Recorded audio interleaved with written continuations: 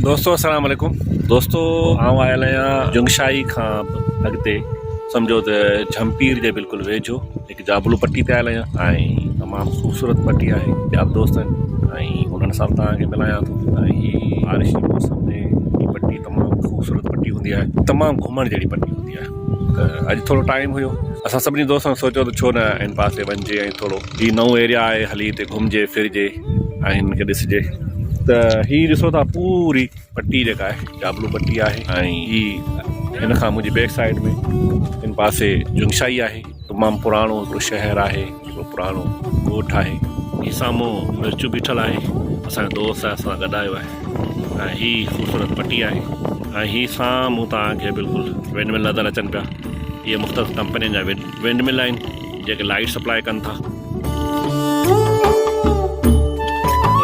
दोस्त मूंसां गॾु आयल आहिनि, नूर आहे, मिर्चू साहब आहे, वसीम साहब आहे, इम्तियाज़ हमदानी साहब। वियासीं पे कारो जबल घुमण, पर कारो जबल काफ़ी परे आहे ऐं कच्चे वारो एरिया आहे। इन जे करे हितां मौसमी हालातनि जे करे ऐं हितां जे लोकल माण्हुनि खां पुछियोसीं त उन्हनि चयो त न वञो, रिस्क न खणो, इन करे हिते थी बीह रहिया आहियूं। साम्हूं विंड एनर्जी जो वॾो जो मेगा प्लांट आहे जेको पूरे मुल्क जी इंडस्ट्री खे वॾो हिकिड़ो एनर्जी फ्राहम करे थो, जेको असांजे बैकग्राउंड में तव्हां ॾिसी रहिया आहियो। तव्हांखे ॾिसण में ईंदो हूंदो इहो 1500 मेगावाट खां प्लस जेको एनर्जी डेवलप करे पियो, जेको हिकिड़ो सुठो प्लांट आहे। जो सो बहरहाल हे जाबलू पट्टी आहे, तमामु ख़ूबसूरत पट्टी, मज़ो अची रहियो आहे।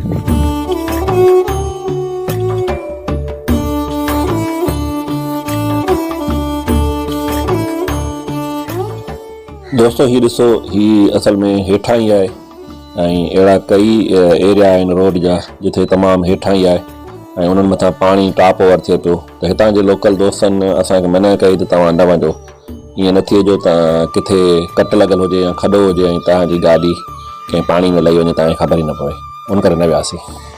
दोस्तों हीअ ॾिसो, जाबलू पट्टी ते तमामु ख़ूबसूरत गाह आहे ऐं तमामु बहितरीनु क़िस्म जो गाह आहे।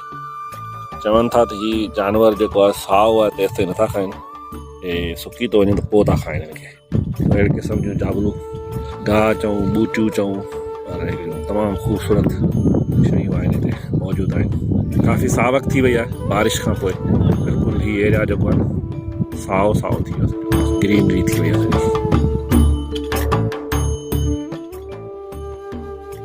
जहिड़ो माण्हू पक्षी अतर हुजे अहिड़े टाइप जी जूठी चवंदा आहिनि घर में, हूंदी अहिड़े क़िस्म जी आहे, पर हिन जो नालो मूंखे विसरी वियो आहे। हीअ बि अहिड़ी थिए थी, उहा बि अहिड़ी थिए थी।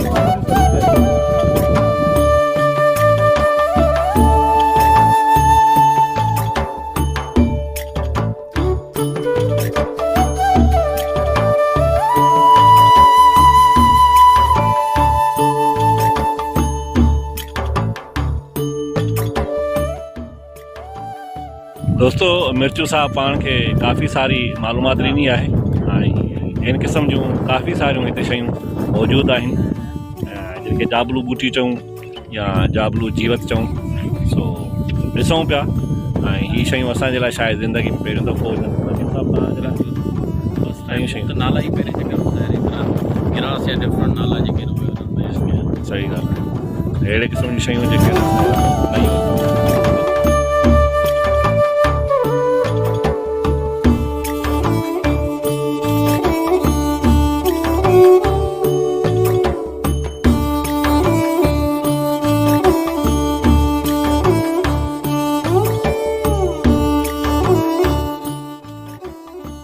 दोस्तों असां मज़ो वरितोसीं पहाड़ी जो। हाणे असां वापसि वञी रहिया आहियूं ऐं हू तव्हांजी गाॾी बीठी आहे, दोस्त लही चुका आहिनि, ऐं आसे पासे हिननि जे पोयां लही वञा थो ऐं ॾाढो मज़ो आयो, ॾाढो इंजॉय कयोसीं, ज़बरदस्त क़िस्म जो मज़ो आयो।